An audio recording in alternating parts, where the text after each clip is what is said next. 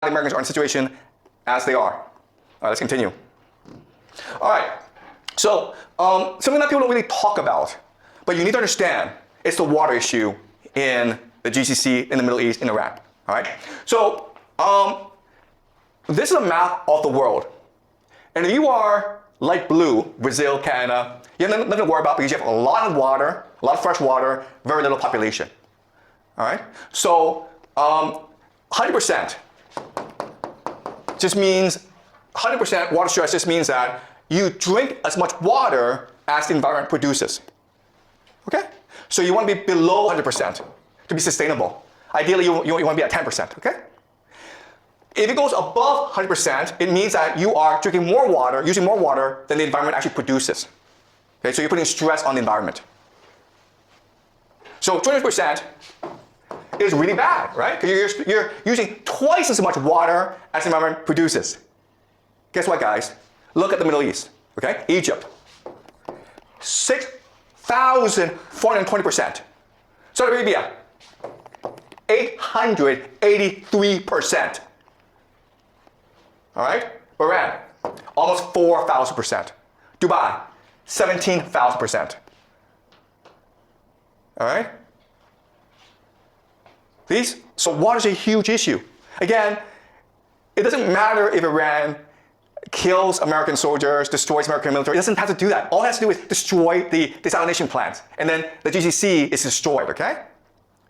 But it's also true that Iran has water issues. 72% is pretty bad, okay?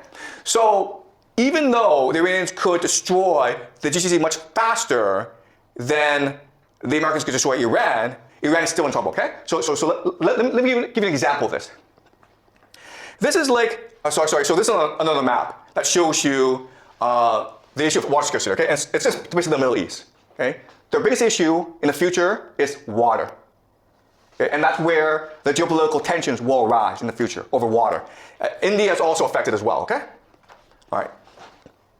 All right, so let's look at the map, guys.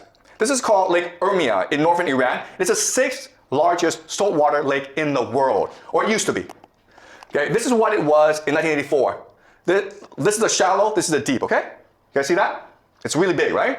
20 years later, guys, this is what it looks like. There's no more water here. You can walk from here over to there, okay? There's some water over here, but it's shallow now. That's how serious the water issue is in Iran. And that's the weak point that the Americans and Israelis will attack.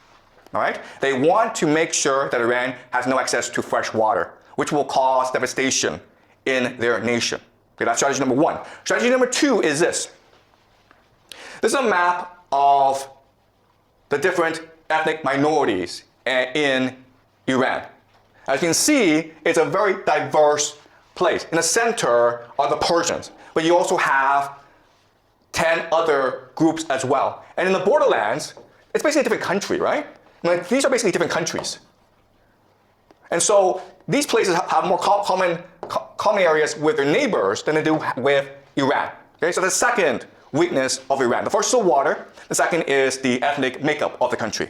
So the strategy of the Americans and Israelis moving forward is to destroy Iran as a coherent nation state, divided into ethnic enclaves, and have them fed over water.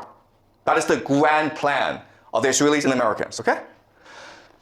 All right, this is the vision, where Persia is limited, and then all these other places are sponsored by the Americans and the Israelis. They're given money, they're given weapons, they're given political support, and then this war will wage over water forever, okay? And this is how you destroy Iran and make sure Iran is no longer a viable threat to you. That is the plan of the Americans. Okay? As you can see, it's a pretty evil plan. And that's why they have not announced it. Right? Because if you announce it, you're like, why are you doing this? What did the Persians, what did the Iranians ever do to you to warrant you coming and destroying their civilization? And the answer is nothing. Right? So the Americans and Israelis will never admit they're doing this. But if you look at the map of water supply, of ethnic tensions, this is the optimal game theory strategy for them to use against Iran. Okay, does that make sense? This is a long-term plan that they have in place. And it's all moving towards this plan.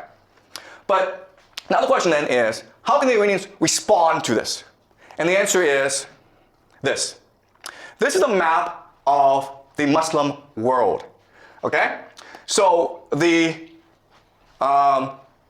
light green are the Sunni people. Okay? That's 90% of the entire Muslim population, about 2 billion people. Okay? Then you have in dark green the Shia. So as you can see, the main place of the Shia is Iran. Okay? Iran is one of the few Shia nations in the world. But you can also see from this map that Shia are spread throughout the world. Okay? And so the first thing that the Iranians want to do is create a jihad to unite all the Shia against the American empire. All right? So what they want to do is create an uprising. And it's already happening, guys. The Shia in Pakistan stormed the American embassy in Pakistan, and the Americans killed a lot of people. Okay? The Shia have attacked the American embassy in Iraq. The American embassy are being attacked in a lot of places. Right? So the first strategy is to create an international global jihad of the Shia against the American empire. And it's already happening. It will continue for a long time, because the Americans have killed the Khamenei, okay? And that requires vengeance. The other thing, though, is that it can unify the Muslim world, okay? If you look at this map, most of the Muslim world is actually run by dictatorships that are not popular at all, okay? And they're allowed to exist because of the American empire, right? You go to Saudi Arabia, Egypt, Algeria, these places, they're all run by clients of the American empire, right? So if you rally the people who hate their governments and you overthrow them, then that makes Iran the leader of the Islamic world. Not just the Shia world, but the Islamic world. And this creates something called Pax Islamica. That is the end goal, guys, okay?